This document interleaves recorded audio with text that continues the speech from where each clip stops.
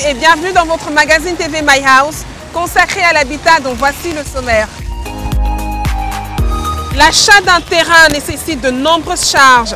Quelle est la structure des prix de terrain et quelle est la fiscalité qui s'impose à cela? Dans Focus House, vous aurez des éléments de réponse. Dératiser, désinfecter son domicile sont devenus monnaie courante à cause de la Covid-19. Dans Lifehouse, nous en saurons plus sur ces pratiques. Papi Azobé, pourquoi nos murs ne transpirent pas comme chez Karine et Manuela? Parce que leur maison est essoufflée. Essoufflée? Cette maison est une grande sportive dans le monde de la nuit. Certaines nuits noires, des centaines de maisons bizarres se retrouvent dans la forêt pour des tournois de course de vitesse. Ce sont elles, ces maisons sorcières, qui se transforment le jour et les gens croient que c'est de l'eau. Il s'agit de remontée capillaire, la perméabilité des murs, les infiltrations d'eau, d'où l'innovation de Ciment-Cam cette année de poncer pour vous le ciment Hydro, qui ne laisse pas passer l'eau pour vos constructions. Il est robuste et très économique. Avec Ciment-Cam, votre pourvoyeur de solutions de construction. On débute avec Focus House. Que prévoit la loi camerounaise sur la mercuriale des prix? Sur quelle base sont-ils fixés ces prix de terrain? Reportage avec Tommy Tamo. Le projet d'achat d'un terrain nécessite l'établissement d'un budget prévisionnel. Il faut bien avoir de l'argent pour acquérir un lopin de terre. Les procédures d'achat font participer plusieurs intervenants, du vendeur au notaire, en passant par le géomètre, le démarcheur et le fisc. Néanmoins, plusieurs questions subsistent. Quels sont les paramètres qui entrent en jeu dans la fixation du prix d'un terrain? Quelle est la structure qui constitue le prix de vente? Et quel est l'impact social de l'inflation des prix dans nos grandes métropoles? C'est en fonction de ces moyens qu'on choisit ces quartiers d'habitation. C'est clair comme de l'eau de roche. L'acquisition d'un terrain dépend de plusieurs facteurs, mais le dénominateur commun est consécutif à l'apport de votre bourse. Les coûts de vente dépendent primo du niveau d'urbanisation de la zone. L'urbanisation est un facteur qui porte un impact considérable sur la hausse des prix dans l'immobilier. Secondo, les facteurs de prestige. Par exemple, un quartier où vous trouverez des personnalités, des stars, la valeur d'un espace sera assez conséquente, avec des coûts donnant le vertige. Le facteur d'influence. Les prix ici sont imposés par ce qui se pratique sur le marché. Moi, j'ai mon terrain quelque part, je compte le vendre à X francs CFA le mètre carré. Mais je me rends compte que mon voisin a réussi à le vendre à quelqu'un qui était vraiment dans le besoin et qui n'avait pas de problème financier à 5 fois le prix que moi auquel je comptais vendre mon terrain. En quelques mots, le vendeur fixe son prix en fonction de ses paramètres. La superficie, l'emplacement. À ce propos, un terrain en bordure de route coûte plus cher que celui situé à l'intérieur du quartier. En outre, on peut évoquer comme paramètre la forme du terrain. Un lopin de terre trapézoïdal et accidenté coûterait moins cher que celui se situant sur une surface plane. Il y a par ailleurs des raisons socio-économiques. Un vendeur, pour se dérober d'une urgence personnelle, peut brader son terrain. Ça dépend aussi du problème du client.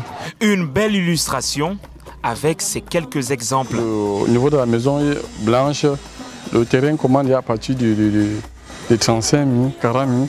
Oh, c'est des endroits où, quand ce n'était pas encore habilité, on vendait à 1000 francs, 500 francs. Mais maintenant, là, vous n'avez pas de 100 000 francs, vous pouvez accéder à 1 mètre carré là-bas. Sur le marché, les coûts sont assez élevés dans les grandes métropoles. Des quartiers comme Bonanjo, Bonabriso ou Bastos, vous verrez entre 1 million et 2 millions le mètre carré. Soit pour 500 mètres carrés, vous pourriez débourser près du milliard. Des coûts 5 fois plus élevés que la mercuriale proposée par l'État. Par exemple, à Bonanjo, le prix appliqué par la mercuriale est de 200 000 francs le mètre carré. La mercuriale est un indicateur du prix minimum pour le mètre carré. Voilà, en deçà de ce prix, ce n'est pas raisonnable. Mais je vais vous faire un petit Congossa. Payer un terrain plus cher, c'est payer plus cher les impôts. Alors le vendeur et l'acquéreur s'entendent sur le prix réel. Mais devant le notaire et le fisc, les deux intervenants mentionnent un prix beaucoup plus bas correspondant au minimum proposé par la mercuriale. Oui, il y avait des personnes qui minoraient les prix, ils viennent par exemple chez le notaire, ils déclarent avoir vendu à tel ou tel montant, 5 millions, alors qu'en réalité ils ont fait une vente à peut-être 35 millions ou 40 millions. La structure du prix d'achat d'un immeuble non bâti fait intervenir au-delà du coût de vente des charges, des impôts. En faisant une simulation sur un terrain rural qui vous est proposé à 1 500 000 francs CFA, il vous reviendrait, toutes charges comprises, à 2 267 206 francs CFA, soit 767 206 francs CFA, représentant les charges, 51% de plus du prix initial. Des charges qui comprennent les impôts et le trésor, pratiquement 29% du prix initial de votre terrain. Le premier étant l'enregistrement du contrat, dont le taux oscille entre 2 et 5% selon que le terrain soit situé en zone urbaine ou rurale. Ensuite, nous avons les émoluments constituant les honoraires du notaire, aussi codifiés, sans oublier les debours. Par ailleurs, les sociétés immobilières qui vous accompagnent dans ces démarches prélèveront 5% du prix d'achat initial. TVA, timbre, taxes foncières, commission, chèque, tirage, enregistrement, certification, des charges très souvent lourdes à tenir pour monsieur lambda qui rêve d'avoir un toit dans un contexte de contingence économique. Comme impact d'abord social, c'est que jusqu'à un certain âge, on voit les gens sont toujours en location. Certes, les lois du marché sont claires entre l'offre et la demande, mais l'inflation du coût de terrain en métropole a un fâcheux impact.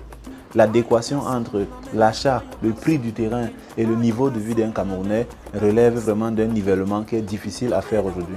Alors, pas étonnant de voir étaler nos villes vers des zones non constructibles. Faute de moyens, on paye au prix bas un lopin marécageux. Ou alors, on va en contrebas d'un ravin. Et au niveau des conditions de vie, on se rend compte que c'est la débrouille urbaine. En ville, c'est chacun qui fixe son prix de son lopin de terrain. On peut donc observer une segmentation de notre société. Il se crée des castes privilégiées, il se crée des élites qui ont accès, parce qu'ils ont plus de moyens, à ces terrains-là. Une régulation des prix d'achat s'impose. Autant la mercuriale propose un minima, le législateur pourrait engager des procédures pouvant plafonner les coûts de vente de terrain. Et pour qu'on n'en arrive plus à ce stade où chaque acheteur est libre d'homologuer le prix qu'il vaut, il faut que l'État joue son rôle. L'État régule ces secteurs en essayant de voir ce qu'il y a lieu de faire en termes de régulation des prix, en termes de viabilisation des espaces, en termes de relocalisation des grandes villes. Et vous verrez que la question foncière va commencer à être amorcée progressivement. Parce que tout le monde va habiter dans les grandes villes et c'est ça le problème. Poursuivons avec Lifehouse. Désinfection, dératisation. En quoi consistent ces pratiques? Quels sont leurs buts? Éléments de réponse dans ce reportage. L'un des vocables qui a pris du galon ces derniers mois, c'est bien désinfection. Il s'est enraciné peu à peu dans nos habitudes, tant sur le plan de l'expression théorique que pratique. Un aura et un positionnement majeur qui lui est conféré malheureusement par la Covid-19. Et oui, parler de désinfection d'une maison, c'était pas la pratique la plus usuelle dans les ménages. Et ça, c'était bien avant le début des hostilités liées aux frappes virologiques du coronavirus. Depuis que le coronavirus a commencé, vraiment, nous prenons garde.